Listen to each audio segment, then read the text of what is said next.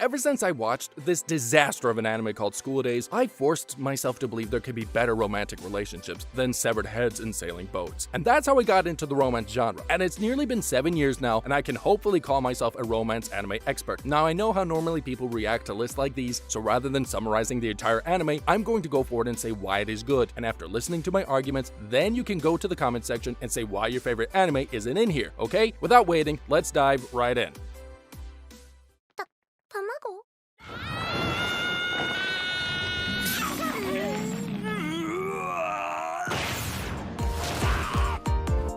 Released in the summer of 2020, this anime brought some fresh tropes into the harem genre. You got 3 girls, 1 bitch, all somehow in love with the main character, who is dumb as stone. I know some decisions of the main character may throw you off, but what I liked about Rent-a-Girlfriend is the way it clearly paved the road for one victor. Even though you know there are other girls, you can already feel who is going to win the game. It was also great to see these girls adopt different personalities and display different traits rather than being a regular tsundere and deri and all that. Overall, Rent-a-Girlfriend was a fun, enjoyable watch in the summer season, and with its tension-filled scenarios and rather playful situations, that always managed to keep me hooked.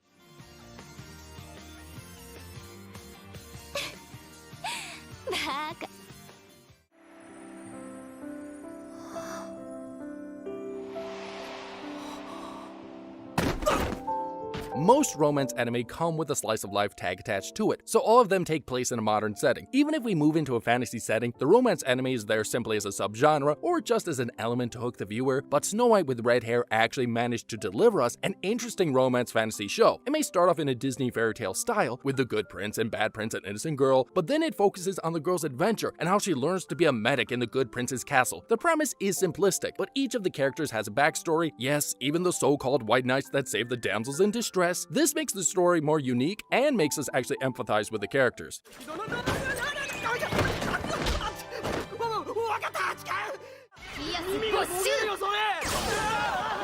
Have you ever put ice into a boiling pot of water? At first, it might dissolve really fast, but then you need to turn off the fire and drop a bucket load of ice, and only then will the pot slowly cool down. Yep, that's the scenario of Maid-sama. A really hot-headed feminist begins a feminist movement inside a school, but also works as a maid to earn a family income. She meets the most badass guy in the school, who likes to lean on corridors, stalk girls, and jump off roofs, and the hot-headed girl slowly cools down, and it shows that tsunderes do warm up when soaked in ice-cold water. That's funny. Alright, anyways, Maid-sama may feature a tsundere slowly falling in love, but before you say it's been done a million times before, know that this story features a slowly blossoming romance. And in the very first episode itself, you may feel like punching the girl in the face due to her double standards, but then you'll realize that's part of her character arc.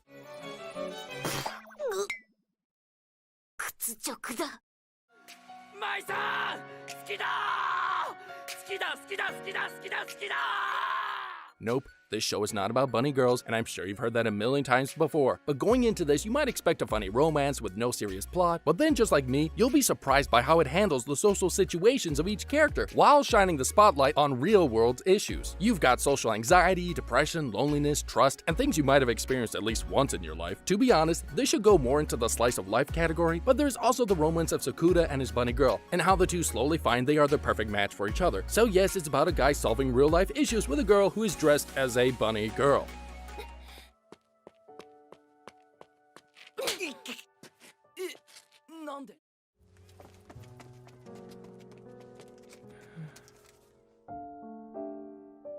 Now this one starts slow. I mean slow enough for the duo to sit in the classroom, look at each other from the corner of their eyes and say, ah shit, here we go again. But after the slow start, you'll be rewarded with an incredible and original romance anime that is full of both love and emotion. And by that, I don't mean that the story is going to get complex. It keeps the same simplicity throughout the whole series, but instead puts more effort into building the personalities of our main characters. And that's what I love about this anime, is how they manage to do it subtly. As a writer, I can clearly say that this show is a good example of the golden rule: show, not tell. You're not directly given a clue about their behavior, but it's their eyes, their expression, their dialogue, their body language that truly tells you what they want to say. This is definitely in my top 10 high school romance anime list.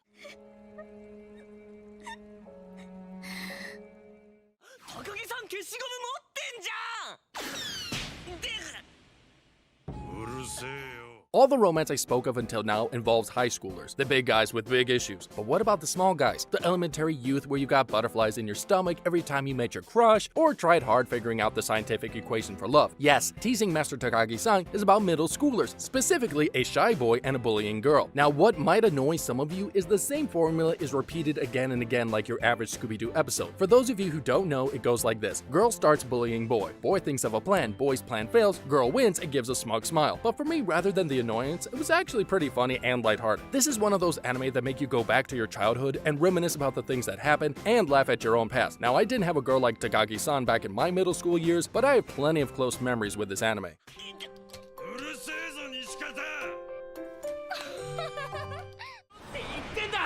持って入るのを忘れていたのよ。だったらタオルで隠すとかしやがれ。嫌よ。 If Bakemonogatari is good at one thing, that's wordplay. You've got ample dialogue flowing here, and they're sometimes mixing lines of love, life, or even philosophy. Combine that with the creative mix of Studio Shaft, and you've got a romance anime that you can watch with only your ears. Yes, honestly think of Bakemonogatari as an audio podcast. The anime is much better with the amazing visuals of Studio Shaft, but the lines of the author Nisio Isin are what takes this anime to the next level. It goes on the usual harem route, and sometimes blurs the line of the main character and side characters, but overall a solid watch. But make sure to keep your ears open in this one.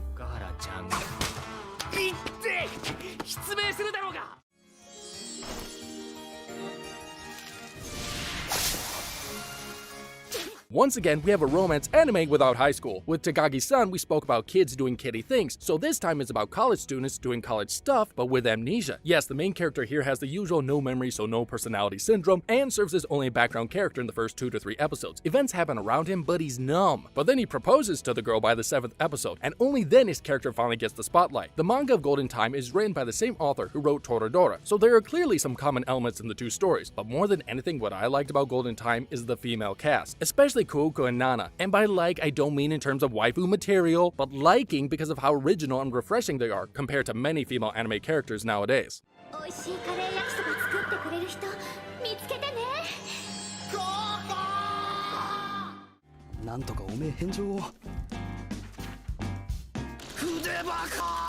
Okay, before starting, I can see how people discuss whether this is related to ReZero, but come on people, how can a high school romance anime be related to ReZero? At least if the main female character had white hair, we could call her Echidna, but clearly that's not the case. Real life adapts the usual going back in time to high school plot, but rather than focusing on the time travel, it focuses on how our main character develops over time. And rather than that, what I like about this show is the main female character, Chizuru. No, not that Chizuru, is the ideal version of Mikasa Ackerman in high school without Eren. She is numb, has no personality, and rather than these being flaws, these are what makes her such an interesting character. The romance is definitely more unique with a girl like her on the lead, so just for its uniqueness and the slow themes it builds, it deserves number 12 on this list.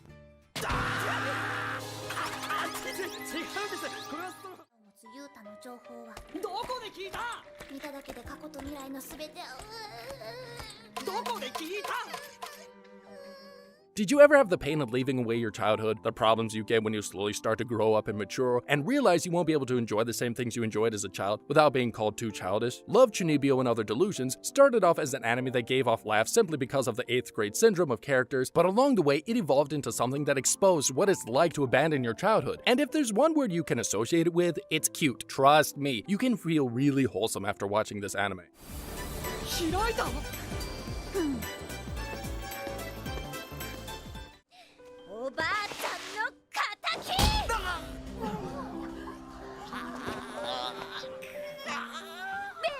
Cancer. Whenever some guy in some place wants to make a tragic love story, all they do is, yeah, let the boy and girl meet. Oh wait, guess what? The girl has cancer! Now, I'm not a doctor, I'm just an anime reviewer, so I believe fatal pancreatic illness means cancer or something close to cancer. From the very way it starts, you can say this anime is going to destroy both your pancreas and your heart by the time it ends, but similar to every sad anime, this discusses how the main character slowly opens up to other people, learns his flaws, and then wishes he was born in another anime world. But rather than anything, I Want to Eat Your Pancreas has a way of hitting close to your heart, and this is one of the very few sad anime I've watched, because normally when I watch sad anime, I just pause the video during the climax and put it into my to-be-watched list. But I couldn't do the same for this because 1, this was a movie, and 2, the story is so interesting.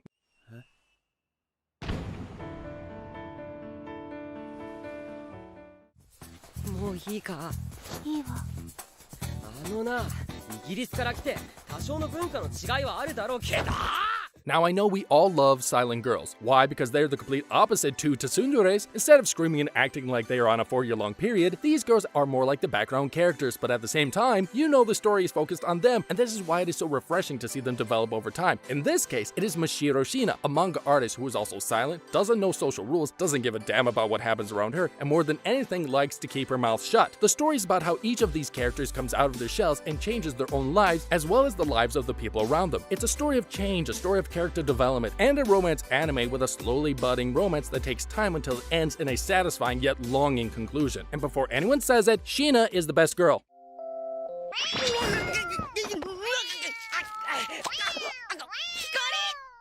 私夢の中であの男の子と俺は夢の中であの女と入れ替わってる Most often, romance anime always adapts the same old tropes to generate emotionality during tension-filled scenes, and even though we cry and smile, we also feel a little worn out because we've seen that a million times before. But then there's this guy, called Makoto Shinkai. This guy actually knows how to write emotion better than the guy who invented tears and tissue boxes. 5 centimeters per second, children who chase lost voices, the garden of words, your name, weathering with you, all of these combine raw emotion with superior animation that shows you the potential of the anime medium. And out of all of these, the reason why Your Name stands out is because of its realism and simplicity. You start off with a simple body swapping before evolving into a story about each of them finding meaning in life and what it's like to be yourself. And it also has the Makoto Shinkai feel in it. I mean, look at how many train scenes there are in this anime. ずっと誰かを誰かを探していた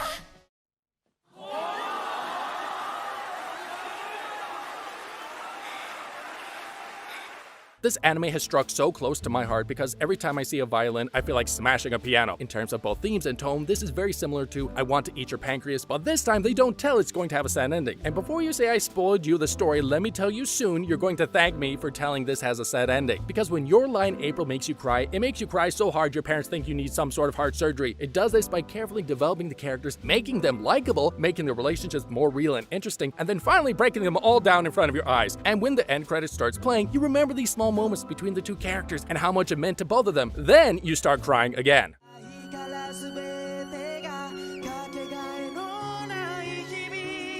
君がいないおいおい岡崎くん明日遅刻です 喧嘩売ってるのかお前は Now, before you say I keep bringing on sad anime, let me tell you, Clannad is not sad. Clannad After Story is sad. So all you have to do is watch Clannad and then pretend After Story never happened, right? But we all know this won't happen, because as soon as you end the first anime, you get this urge to find out what happens to the characters afterward. Then you watch all of the second season and end up with a heart attack. If I Want to Eat Your Pancreas and Your Lie in April's 10 out of 10 when it comes to sad anime, then Clannad After Story is like 100 out of 10. The ultimate Super Saiyan form of sad anime. The thing that will break your heart so bad you will stay depressed for weeks, crying alone and finding the best ways to kill the guys who made this anime. 安心したらほんとバカですよね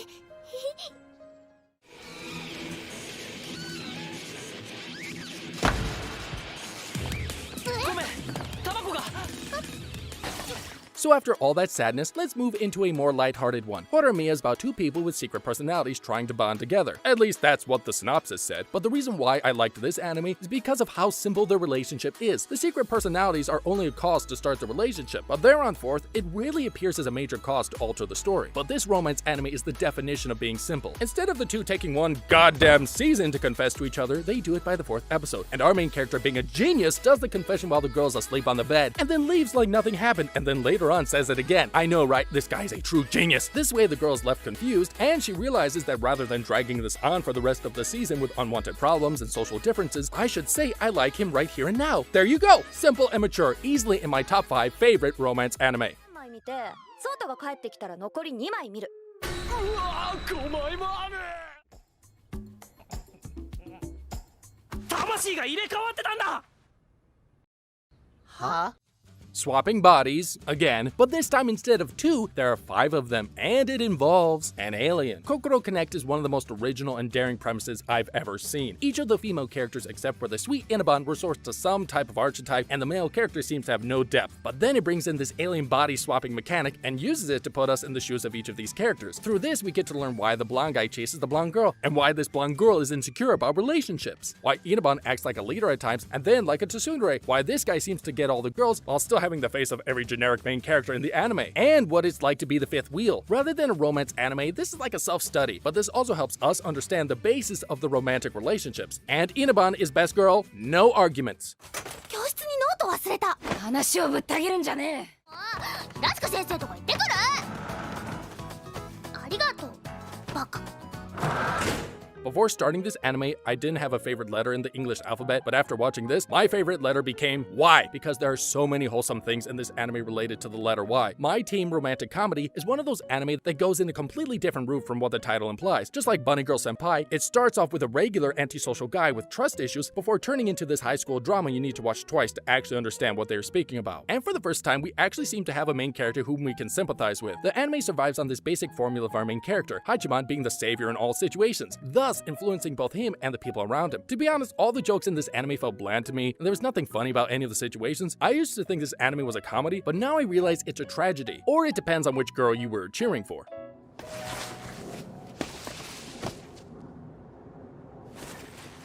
ラノベも読まない。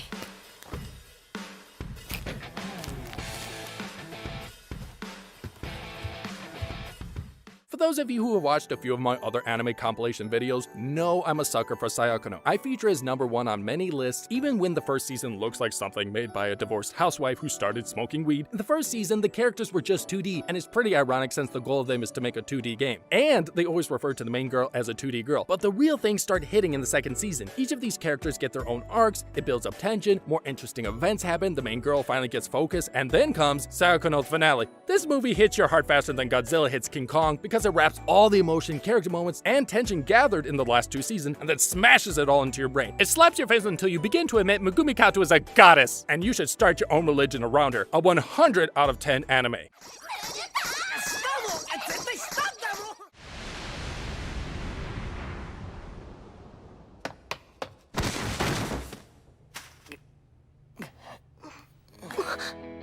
I still remember the first time I watched Toradora. It was one of those lazy summer evenings where you find watching anime is much better than doing schoolwork, but the very first episode was nothing but disappointing. I saw Ryuji and I thought, what a generic main character. I saw Taiga and thought, if she's the main character of this show, I'm going to kill myself. Fortunately, I didn't have to kill myself because from the second episode itself, the anime starts getting interesting. The goal of the main characters is to somehow get the attention of the one they like, and because of this, they strike a mutual agreement to become temporary friends. Unlike many other anime, Toradora doesn't try to make its main characters pretty or really cool. Taiga is never meant to be waifu material, and Ryuji isn't meant to be a cool guy who gets the girl, but in the end, that's what they become. The anime does it by giving more depth to these characters and building up situations that either make us sympathize with them or force us to acknowledge why these two would make the best couple. It is one of those animes I cannot explain in a few words because there's a lot of stuff elements in it that makes it so good. If someone says there's a better romance anime than this, I'm going to send them an uncensored version of Boku no Pico.